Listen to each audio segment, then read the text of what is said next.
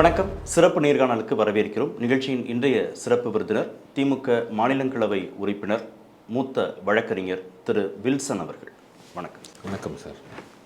10 மசோதாக்களை ஆளுநர் அவர்கள் நீண்ட நாள் நிலுவையில் வைத்திருந்ததன் அடிப்படையில் உச்சநீதிமன்றத்தில் வழக்கு தொடுக்கப்பட்டு 10 மசோதாக்களுக்கும் உச்சநீதிமன்றம் ஒப்புதல் வழங்கியிருக்கு. இந்த மசோதாக்களுடைய முக்கியத்துவம் என்ன சார்? இந்த 10 மசோதாக்கள் பல்கலைக்கழகம் சம்மந்தப்பட்டது. தமிழ்நாட்டில் இருக்கிற அத்தனை பல்கலைக்கழகம் சம்மந்தப்பட்டது. அதில் ஆளுநர் அவர்கள் வேந்தர் பதவியில் இருக்கார். அவர் அந்த அப்பாயின்மெண்ட் ஆஃப் வைஸ் சான்சலர்ஸில் இந்த செலெக்ஷன் கமிட்டி அவருக்கு நாமினேஷன் பண்ணக்கூடிய ஒரு பவர் இருக்கிறது. அது மட்டும் இல்லாமல் அந்த வைஸ் சான்சலர்ஸ் அப்பாயின்மெண்ட் பவர் கூட வைஸ் சான்சலர்கிட்ட தான் இருக்குது, அதாவது ஆளுநர். அது மட்டும் இல்லாமல் இன்ஸ்பெக்ஷன் அந்த பவர்ஸ் எல்லாமே வேந்தர்கிட்ட இருக்கிறதுனால, ஆளுநர் வேந்தராக இருக்கிறதுனால அவர் அந்த பவர்ஸில் முட்டுக்கட்டை போட்டு வந்தார். தமிழ்நாட்டில் பார்த்திங்கன்னா இப்போ வைஸ் சான்சலரே இல்லாமல் ஒரு பல்கலைக்கழகம் இயங்கி கொண்டிருக்கிறது. பல வருடங்களாக நிரப்பப்பட முடியவில்லை. சட்டத்தில் வைஸ் சான்சலர் இப்படி தான் அப்பாயிண்ட் பண்ணணும்னு சொல்லி சட்டப்பிரகாரமே தமிழக அரசு அதுக்கு செலெக்ஷன் கமிட்டிக்கு நாமினேட் பண்ணி கூட அப்பொழுது ஆளுநர் அவருடைய நாமினேஷன் அவரை அனுப்பி கூட அதை ஃபில்அப் பண்ண முடியாத ஒரு சூழ்நிலையை அவர் ஏற்படுத்தி முட்டுக்கட்டை போட்டு வருகிறார். இதனால் சட்டமன்றம் தான் அவருக்கு ஆளுநர் துணை வேந்தர் என்ற பதவியை கொடுத்தது. அந்த பதவியை அவர் துஷ்பிரயோகம் பண்ணதுனால அந்த பவர்ஸை ரெடியூஸ் பண்ணுறதுக்காக தான் இந்த 10 மசோதாக்களில் பல்வேறு அந்த பல்கலைக்கழகங்களை, இது includes even the name change also. சில யூனிவர்சிட்டி மேடம் ஜெயலலிதா அவர்களுடைய பேரை கூட கொண்ட பல்கலைக்கழகமாக மாற்ற அந்த பில்ஸு ஏற்றப்பட்டது. இந்த ஸ்டேட்மெண்ட் ரொம்ப முக்கியமானது. சட்டமன்றம் தான் ஆளுநருக்கு வேந்தருங்கிற பொறுப்பையே கொடுத்ததுன்னு அதை சின்னதாக ரீகால் பண்ண முடியுமா? நிச்சயமாக. இப்போ ஒரு பல்கலைக்கழகம் எப்படி உருவாக்கப்படுகிறதுனா ஒரு சட்டம் மூலிமா தான் உருவாக்கப்படுகிறது. மக்கள் மன்றத்தில் சட்டமன்றத்தில் அவங்களோட பிரதிநிதிகள் மூலமாக சட்டம் இயற்றப்பட்டு அந்த சட்டத்தில் தான் அவருக்கு வேந்தர் என்ற ஒரு பதவியை அவருக்கு கொடுக்குறாங்க. அவர் சும்மா வானத்திலேருந்து குதிக்கல. முதல்வரே இருந்திருக்கலாமே, ஏன் ஆளுநருக்கு அதை கொடுக்கணும்னு ஒரு சந்தேகம் வரும். நிச்சயமாக அந்த காலத்தில் என்ன நினைத்தார்கள், ஆளுநர்கள் ஒரு ஒரு அன்பயாஸ்டாக இருப்பாங்க அப்படின்ற மாதிரி. முதல்வர்கள் கூட நீங்கள் குஜராத் எடுத்துக்குங்க, முதல்வர்களே மாற்றி விட்டார்கள். அப்போ அவங்க அந்த ஆளுநர் இருந்ததை எடுத்துட்டு முதல்வர்களே வேந்தர்களாக குஜராத்தில் பொறுத்த மட்டும் இருந்து வருகிறது. ஸோ கொடுத்த பதவியை பறிக்கவும் செய்யலாம், சட்டமன்றம் பறிக்கவும் செய்யலாம். ஆனால் இந்த பில்ல அவருடைய பவர்ஸை குறைச்சிருக்காங்க. அந்த பொறுப்பை பறிக்கல, இன்னும் அந்த பொறுப்பை பறிக்கல. அது ஒரு காலம் நடக்கலாம், அது சட்டமன்றத்துக்கு தான். இந்த வழக்கில் உச்சநீதிமன்றத்தில் தமிழக அரசு வைத்த முக்கியமான வாதங்கள் என்னென்ன? நிச்சயமாக கான்ஸ்டிடியூஷனுடைய 200 ஆர்டிகல் 200ல் தான் கவர்னருடைய பவர்ஸ் மசோதாக்கள் டீல் பண்ணுறதை பற்றி கிளியராக சொல்லியிருக்கு. அந்த கான்ஸ்டிடியூஷனில் என்ன சொல்கிறாங்கன்னா, முதல் தடவையாக ஒரு மசோதா சட்டமன்றத்திலிருந்து ஏற்றப்பட்டு அனுப்பும்பொழுது கவர்னருக்கு 3 வழிகள் தான் உள்ளது. ஒன்று அந்த பில்ஸை ஒப்புதல் கொடுக்கலாம், ரெண்டாவது அந்த பில்ஸுக்கு ஒப்புதல் அளிக்காமல் நிறுத்தி வைக்கலாம், மூன்றாவது அந்த பில்ஸை குடியரசுத் தலைவருக்கு ஃபார்வர்ட் செய்து வைக்கலாம். இந்த 3 வழிகளும் இண்டிபெண்ட்டாக கவர்னருக்கு செய்ய முடியாது. அதுதான் இந்த வீட்டோ பவர் இல்லை அப்படின்னு சொல்லி இந்த உச்சநீதிமன்றம் அந்த தீர்ப்பில் சொல்லியிருப்பாங்க. நீங்கள் பார்த்தீங்கன்னா பாக்கெட் வீட்டோ, கவர்னர் தன்னிச்சையாக செயல்பட முடியாது. Governor has to act under the aid and advice of the council of ministers. ஒரு தேர்ந்தெடுக்கப்பட்ட இந்த பிரதிநிதிகள் அமைச்சர் ஃபார்ம் பண்ண பிறகு, கவர்மெண்ட் ஃபார்ம் பண்ண பிறகு அந்த அமைச்சரவை கூட்டலில் கவுன்சில் ஆஃப் மினிஸ்டர்ஸ் அவங்க என்ன சொல்கிறாங்களோ அதோடைய எய்ட் அண்ட் அட்வைஸ் பிரகாரம் தான் ஆளுநர் நடக்க வேண்டும். ஸோ இந்த 3 வழிகளும் நான் சொன்ன அந்த அசென்ட் கொடுக்கறது, அசென்ட்டை வித்ஹோல்ட் பண்ணுறது, பிரசிடெண்ட்டுக்கு அனுப்புறது கூட இந்த கவுன்சில் ஆஃப் மினிஸ்டர்ஸ் சொல்கிறபடி தான் அவர் நடக்க வேண்டும். குடியரசுத் தலைவருக்கு அனுப்புவதாக இருந்தாலும் கூட எது இருந்தாலும் சரி, ஒரே ஒரு இதில் மட்டும் டிஸ்கிரிஷன் கொடுக்குறாங்க. சப்போஸ் எய்ட் அண்ட் அட்வைஸ் கொடுத்து கூட அது வந்து அதை மீறியும் பண்ணலாம். எப்போன்னா ஒரு 5 பிரிவுகளில் குடியரசுத் தலைவருடைய ஒப்புதல் கட்டாயமாக பெற வேண்டும் மசோதாக்களில். அந்த 5 பிரிவுகளில் வந்து உச்ச நீதிமன்றம் இந்த நேற்று வந்த தீர்ப்பில் வந்து சுட்டிக்காட்டி இந்த பட்சத்தில் நீங்கள் வந்து எய்ட் அண்ட் அட்வைஸ் கொடுத்தும் கூட நீங்கள் மீறி பண்ணலாம் அப்படின்னு சொல்லியிருக்காங்க. ஸோ அதனால் இந்த நம்மளுடைய வழக்கில் சம்மந்தப்பட்ட மசோதாக்கள் ஆரம்பத்திலிருந்தே பார்த்தீங்கன்னா கவர்னர் வந்து அவர் அந்த வேந்தர் பதவியை வந்து பவர்ஸை குறைக்கிறாங்கன்னு தெரிஞ்சுக்கிட்டு இது எப்படியாவது முறியடிக்கணும், எப்படியாவது இழுத்தடைக்கணும், நிறுத்தி வைக்கணும், நீதிமன்றம் நாங்கள் சென்றாலும் எப்படியாவது அந்த நீதிமன்றத்தை ஓவர் ரீச் பண்ணுற மாதிரி அவங்க யோசித்து அவர் வந்து எப்படியெல்லாம் டிலே பண்ணுமோ பண்ணார். அந்த வாதத்தை தானே நீதிமன்றத்திலையும் ஆளுநர் தரப்பு வச்சாங்க. ஆமாம், ஆளுநருக்கான அதிகாரத்தை குறைக்கும் விதமாக மசோதாவில் சில சரத்துக்கள் இருக்குன்னு அப்படி ஏதாவது இருக்காது? நிச்சயமாக அது வைத்தார்கள். எங்களுடைய பவர்ஸ்லேயே அவங்க அதுதான் நீதிமன்றத்துக்கு வந்து உங்களுக்கு ஏன் அவ்வளோ ஒரு அட்டாச்மெண்ட்டு, உங்களை தான் சட்டமன்றமே நியமிச்சிருக்கு, சட்டமன்றம் வந்து இன்றைக்கி உங்களை பதவிகளை எடுக்க வேண்டும் என்று நினைக்கிறாங்க. இதில் என்ன தவறு இருக்கிறது? இப்போ இங்கே நீங்கள் பார்க்க வேண்டிய ஒரு விஷயம் என்னென்னா இறையாண்மை, சட்டமன்றத்துக்கு உள்ள இறையாண்மை. மாண்புகை விருப்பப்பட்டால் அது வரைக்கும் வேந்தராக ஆளுநர் தொடரலாம். சட்டமன்றம் விருப்பப்படலைன்னா ஆளுநர் வேந்தராக தொடர முடியாது. அந்த பவரை வந்து ஆளுநர் கேட்டு வாங்கலாம் முடியாது. அதுக்கு எப்படி கேட்க முடியும்? You can't be a judge of your own cause. நீங்கள் வந்து ஆளுநர்ன்றதுக்காக நீங்கள் வந்து நான் சட்டமன்றத்தையே எதிர்க்கிறேன். சட்டமன்றம் யார்? மக்கள் பிரதிநிதிகள் தானே அந்த சட்டமன்றத்தில் இருக்கிறார்கள். மக்கள் தேர்ந்தெடுத்து தானே அனுப்புகிறாங்க. அவங்க மக்களுடைய எண்ணத்தை தானே வெளிப்படுத்துகிறாங்க. மசோதான்றது என்ன? மக்களுடைய எண்ணத்தை தானே வெளிப்படுத்துகிறது. It's a will of the people தானுங்களே. ஸோ தேர்ஃபோர் அந்த மசோதாக்கள் வந்து உங்களை பதவியை குறைக்கிறதா இருந்தால் நான் வந்து என்ன எஃபெக்ட் ஆகுது, நான் பண்ண மாட்டேன்னு சொல்கிறது வந்து அதுக்கு அகென்ஸ்ட் கான்ஸ்டிடியூஷன். உங்களோட அதிகாரத்தை துஷ்பிரயோகம் செய்கிறீங்க. அந்த மாதிரி தான் வரும்.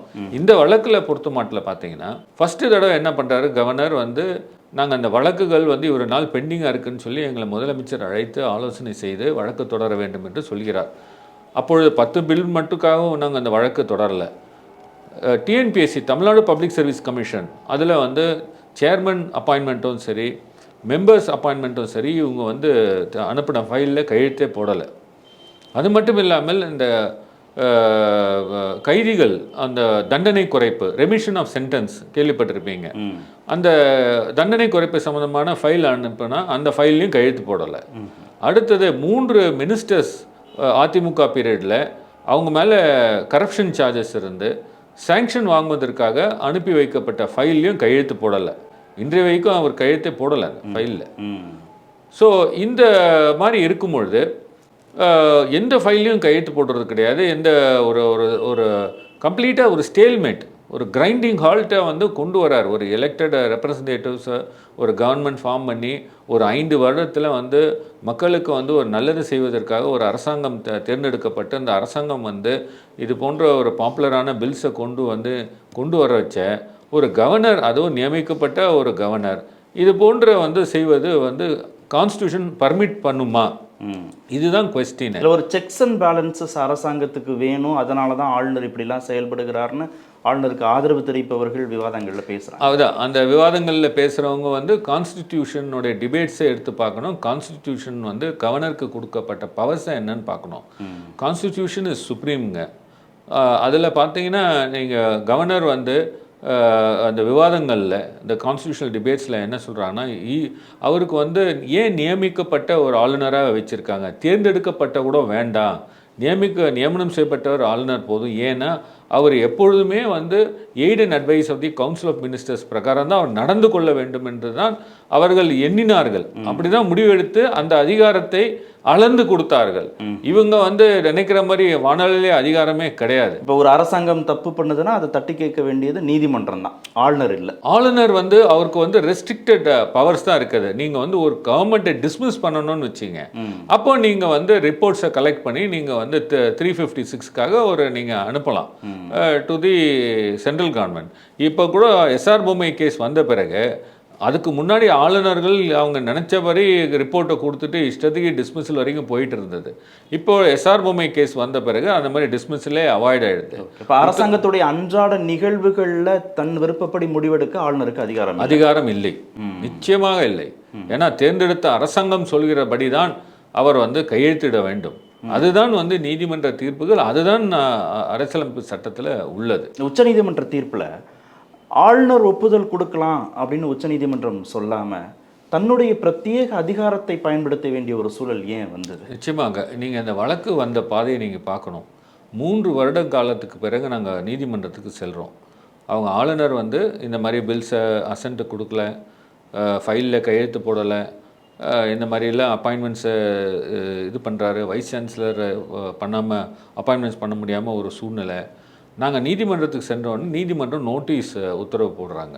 நோட்டீஸ் உத்தரவு போட்டோன்னே அவர் என்ன பண்ணுறாரு, அந்த பில்ஸ் அவ்வளோ நாள் வைத்திருந்த பில்ஸை உடனடியாக என்ன பண்ணுறாரு, அசென்ட்டை வித்ஹெல்டுன்னு சொல்லிட்டு ஒரிஜினல் பில்ஸை வந்து அவர் கட்டி கபோர்டுக்குள்ளே வச்சுட்டு ஃபைலில் மட்டும் கையெழுத்து போட்டு வித்ஹெல்டு பில்ஸ்ன்னு சொல்லி அனுப்பிச்சிடுறாரு. ஒரு xerox copy of the bill மேலே எழுதின அந்த இதை ஜெராக்ஸ் எடுத்து அனுப்புகிறாரு. இந்த சட்டமன்றம் உடனடியாக என்ன பண்ணுறாங்க, அதை ரீஎனாக்ட் பண்ணி அனுப்புகிறாங்க. அந்த நேரத்தில் எங்கள் வழக்கு மறுபடியும் 2வது தடவை வரும்பொழுது அவர் முதல் தடவை என்ன சொல்கிறாரு, என் டேபிள் க்ளீனாக இருக்குது அப்படின்னுறாரு. இந்த வழக்கு எந்த மசோதாக்கள் இல்லைன்றாரு. அப்போ நாங்கள் சொல்கிறோம் இல்லைங்க இவர் வித்தல் பண்ணிட்டாரு, நாங்கள் ரீஎனாக்ட் பண்ணி அனுப்புகிறோம். அப்போது உச்சநீதிமன்றத்துடைய அந்த பஞ்சாப் கவர்னர் கேஸு தீர்ப்பு வந்திருக்கிறது. அந்த பஞ்சாப் கவர்னர் கேஸில் என்ன சொல்கிறாங்கன்னா, 2வது தடவை அனுப்புனா நீங்கள் நிச்சயமாக ஒப்புதல் தர வேண்டும் அப்படின்னு சொல்லும்போது, அந்த வழக்கு வந்து விசாரணைக்கு வரும்போது அட்டார்னி ஜெனரல் ஆஜராகும் போது நீதியரசர்கள் அப்போது தனஞ்சய் சந்திரசூட் இருந்தாங்க, மாண்புமிகு பரிதிவாலா அவர் நீதியரசர் இருந்தாங்க, இன்னொரு நீதிபதியும் இருந்தாங்க. அவங்க என்ன சொன்னாங்கன்னா, நாங்கள் பஞ்சாப் கவர்னர் கேஸில் இந்த ஜட்ஜ்மெண்ட் கொடுத்துருக்கோம், இப்போ இந்த வழக்கில் இருந்து 2வது தடையாக வருது, நீங்கள் பஞ்சாப் கவர்னர் கேஸை பார்த்து உங்கள் கிளைண்ட்டுக்கு அட்வைஸ் பண்ணுங்கள், அந்த கேஸ் பிரகாரம் நீங்கள் நடந்துக்கணும்னு தெரிவிக்கிறாங்க, நம்பிக்கை தெரிவிக்கிறாங்க. இவர் என்ன பண்ணுறாருன்னா, ஆளுநர் ஒப்புதல் கொடுத்துருவாருன்னு நம்புது நீதிமன்றம் நம்புது, ரெக்கார்ட் பண்ணுறாங்க. ஆனால் இவர் என்ன பண்ணுறாருன்னா, அந்த பில்லை வந்து பஞ்சாப் கவர்னர் கேஸை ஓவர் கம் பண்ணுறதுக்காகவும் நம்ம வழக்கை இன்ஃப்ரக்சுவஸ் பண்ணுன்ற ஒரு எண்ணத்தில் என்ன பண்ணுறாருன்னா, அதை எடுத்துட்டு வந்து குடியரசுத் தலைவருக்கு ஒரு அனுப்பி வைக்கிறார். அதாவது குடியரசுத் தலைவர் அனுப்புறது கூட பார்த்தீங்கன்னா aid and advice of the council of ministers தான் பண்ண வேண்டும். ஆனால் இவர் என்ன பண்ணுறாரு, தன்னிச்சையாக அவருக்கு அதிகாரம் இல்லாத ஒரு ஏரியாவில் அவரே வந்து அதை ஃபார்வர்ட் பண்ணுறாரு. அந்த இடத்துல இன்னும் கொஞ்சம் கிளாரிஃபிகேஷன் சார். குடியரசுத் தலைவருக்கு ஆளுநர் மசோதாக்கள் அனுப்பணும்னா கூட மாநில அமைச்சரவையின் ஒப்புதல் தேவைன்னு சொல்கிறீங்களா? கண்டிப்பாக. கொஞ்சம் நீங்கள் வந்து ஒரு மாநிலம் சட்டமன்றம் ஒரு சட்டத்தை ஏற்றுதுங்க.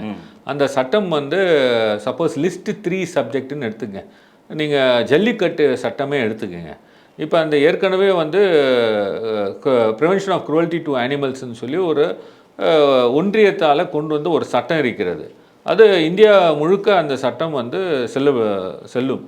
அப்படி இருக்க பட்சத்தில் நம்மளுடைய மாநிலத்தில் அது விளக்கிறதுக்காக இந்த ஜல்லிக்கட்டு போன்ற அந்த விளையாட்டுகள் இதுக்காக என்ன பண்ணுறாங்கன்னா ஒரு புதிய சட்டம் வந்து கொண்டு வர்றாங்க. அது வந்து நேர் எதிர்மாறாக பாராளுமன்ற சட்டத்துக்கு இருக்கிறது. அப்போ என்ன பண்ணுவாங்கன்னா, கவர்னர் என்ன பண்ணுவார், அந்த மசோதாவை வந்து பிரசிடென்ட்டுக்கு அனுப்பி வைக்க வேண்டும். ஸோ அது கூட எப்படி பண்ணுவாருன்னா, மத்திய அரசின் சட்டத்தோடு மாநில அரசின் சட்டம் முரண்பட்டால் அப்போ வந்து பிரசிடென்ட்டுக்கு அனுப்பி வைக்க வேண்டும். அப்போ என்ன பண்ணுவாங்கன்னா, aid and advice of the council of ministers கொடுத்து அதை வந்து இவர் வந்து அப்படியே அனுப்பி வைப்பார். மாநில அமைச்சரவையின் ஒப்புதல் இல்லாமல் தன்னிச்சையாக அனுப்ப முடியாது. தன்னிச்சையாக அனுப்பவே முடியாது. அந்த 5 சிச்சுவேஷன் மட்டும் சொல்லியிருக்காங்க. அதாவது நீங்கள் அட்வைஸ் கொடுத்து அதை அனுப்ப வேண்டாம்னு சொல்லி கூட மீறி பண்ணலாம். அதில் கூட என்ன சொல்கிறாங்கன்னா, அந்த அட்வைஸ் எப்போ மீறலாம், அந்த டிஸ்கிரிஷன் அப்படின்னு சொல்கிறாங்க. ஸோ அந்த மீறி அவரை அனுப்பலான்னா அந்த சுச்சுவேஷன்ஸில் தான் அவர் பண்ண முடியும். அந்த அவருக்கு சந்தர்ப்பம் கொடுத்துருக்கக்கூடிய 5 வாய்ப்புகளில் இந்த பல்கலைக்கழக வரவே வராது. ஸோ அந்த மாதிரி அவர் வந்து என்ன பண்ணுறாருன்னா, குடியரசுத் தலைவருக்கு அனுப்பி வைத்து விட்டு தன்னிச்சையாக ஒரு கடிதம் எழுதுகிறார் குடியரசுத் தலைவருக்கு. நீங்கள் இந்த 10 மசோதாக்களையும் ரிஜெக்ட் பண்ணுங்கன்றார். ஒன்று அவரை அனுப்பி வைத்தது தவறு, 2வது தன்னிச்சையாக ஒரு கடிதம் எழுதுறது தவறு. இது யார் எங்க அதிகாரம் அவருக்கு இருக்கிறது? குடியரசுத் தலைவர் என்ன முடிவெடுக்கணும்னு இவர் எழுதுறாரு சொல்றாரு. அது மட்டும் இல்லாமல் ஒரு டாக்குமெண்ட்ஸ்லாம் என்னென்னோ ப்ரிப்பேர் பண்ணி அனுப்புகிறார் அவர். ஸோ இது வந்து சட்டம் வந்து அரசியலமைப்பு சட்டம் அங்கீகரிக்கப்படாத ஒரு செயலை அவர் செய்தார். குடியரசுத் தலைவரும் என்ன பண்ணுறாங்கன்னா, அந்த அஃப்கோர்ஸ் அவங்களுடைய aid and advice of the council of ministers of the union இருக்குது. அவங்க அதை வச்சு இந்த 7 பில்ஸை ரிஜெக்ட் பண்ணிடுறாங்க. 2 பில்ஸை கிடப்பில் போட்டுடுறாங்க. அது என்னாச்சுன்னு இனி வரைக்கும் தெரியல. ஒரு பில்லை வந்து அப்ரூவ் பண்ணுறாங்க. இந்த கவர்னர் செய்த இந்த கம்ப்ளீட் ஆக்ஷன் 2வது தடவை வந்த பிறகு கவர்னர் வந்து மேல் நடவடிக்கைக்காக பிரசிடென்ட் கிட்ட அனுப்பி வைத்ததும், பிரசிடென்ட் வந்து வித்ஹெல் பண்ணதும் எல்லாமே அன்கான்ஸ்டிடியூஷனல் இல்லீகல்னு சொல்லி நாங்கள் நீதிமன்றத்தில் இந்த வழக்கு நடக்கும்போதே ஒவ்வொரு காலகட்டத்திலையும் ஒரு அஃபிடவிட் போட்டு டாக்குமெண்ட்ஸ்லாம் போட்டுட்டு ப்ரேயரை மாற்றிட்டே வந்தோம். கடைசியாக நீதிமன்றத்தில் என்ன சொன்னாங்கன்னா, நீங்கள் வந்து டீம் டு ஹவ் கிராண்டட் அசன்ட்னு உத்தரவு கொடுக்கலன்னா மறுபடியும் நான் உங்ககிட்ட போய் நின்னோம்னா 5 வருடமே இந்த நீதிமன்றத்தில் போயிடும், எங்களுடைய பில்ஸே வந்து ஆக்டாக வராது அப்படின்னு சொன்னேன். இது போன்ற ஒரு நடத்தை உள்ள ஒரு கவர்னரிடம் நீங்கள் வந்து மறுபடியும் அனுப்புனீங்கன்னா எங்கே மதிக்க போகிறாங்க? திருப்பி நாங்கள் உங்ககிட்ட தான் வரணும். ஆகவே நீங்கள் வந்து கான்ஸ்டியூஷனல் இம்யூனிட்டி இருக்குன்னு சொல்லி நீதிமன்றத்தில் உத்தரவு போட்டாலும் மதிக்க மாட்டார். அதனால் நீங்களே டீம் டு கிராண்டட் அசன்ட்னு ஆர்டர் போடுங்கன்னு சொல்லி தான் எங்களுடைய வாதம். உச்சநீதிமன்றத்துடைய இந்த உத்தரவு என்ன முன்மாதிரியை ஏற்படுத்தியிருக்கு? இந்த முன்மாதிரி என்னன்னா, அரசியலமைப்பு சட்டம் வந்து நீங்கள் எந்த ஒரு தருவாயிலையும் அது வந்து ஒரு ரிலீஃப் கொடுக்கும். இது போன்ற அதிகாரம் பெற்றவர்கள் அரசியலமைப்பு சட்டத்தில் உட்கார்ந்து கொண்டு நான் என்ன வேணா பண்ணுவேன், என்னை யாரும் கேட்க முடியாது, நான் ஒரு தேர்ந்தெடுக்கப்பட்ட அரசை முடக்க முடியும் என்று நினைத்தவர்களுக்கு இன்னொரு அங்கம் இருக்குது பாருங்கள், ஜுடிஷியரி. அவங்களால அந்த ரிலீஃபாக அவங்க கொடுக்க முடியும். எக்ஸாம்பிள் நான் சொல்கிறாங்க, பேரறிவாளன் கேஸ் எடுத்துக்கோங்க. பேரறிவாளன் கேஸில் தமிழக அரசு வந்து அவருக்கு தண்டனையை வந்து குறைத்து விடுதலை செய்ய உத்தரவு போட்டது. அந்த ரெக்கமெண்டேஷனை வந்து கவர்னர் வந்து அவர் சைன் பண்ணணும். அவர் பண்ண வேண்டியது என்ன? அப்ரூவ் பண்ணி சைன் பண்ணணும்.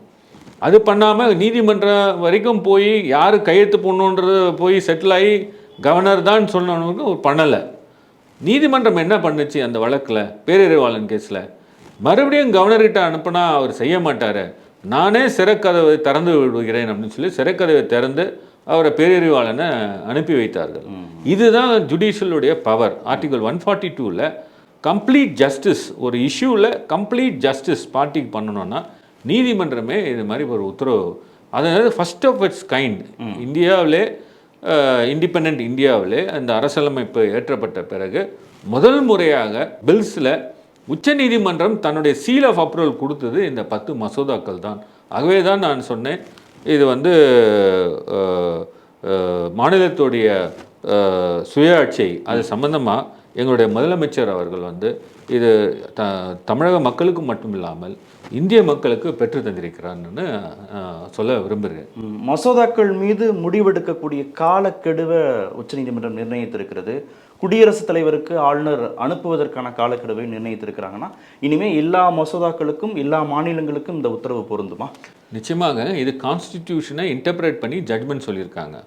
ஆகவே வந்து இது வந்து இந்த பர்டிகுலர் வழக்குக்கு பொருந்தாது. இது வந்து it's a law of land. அதனால இனி வரும் காலங்களில் கவர்னர்கள் வந்து நான் என்ன வேணால் பண்ணுவேன், நான் 5 வருஷம் அங்கே வந்து உட்காந்துட்டு இஷ்டத்துக்கு இங்கே இருக்க பெனிஃபிட்ஸ்லாம் அனுபவிச்சுட்டு போவேன் அப்படின்னு சொல்ல முடியாது. அவர்கள் வந்து இந்த மசோதாக்கள்லாம் வந்தால் இது வந்து இந்த நேரத்தில் காலகட்டத்துக்குள்ளே செய்யலாம், செய்ய தவறினால் நீதிமன்றத்துக்கு வரலாம் அப்படின்னு சொல்லி இந்த தீர்ப்பில் வந்திருக்கிறது. நன்றி நிகழ்ச்சியில் பங்கேற்றதற்கு. மீண்டும் சந்திப்போம். நன்றி, வணக்கம்.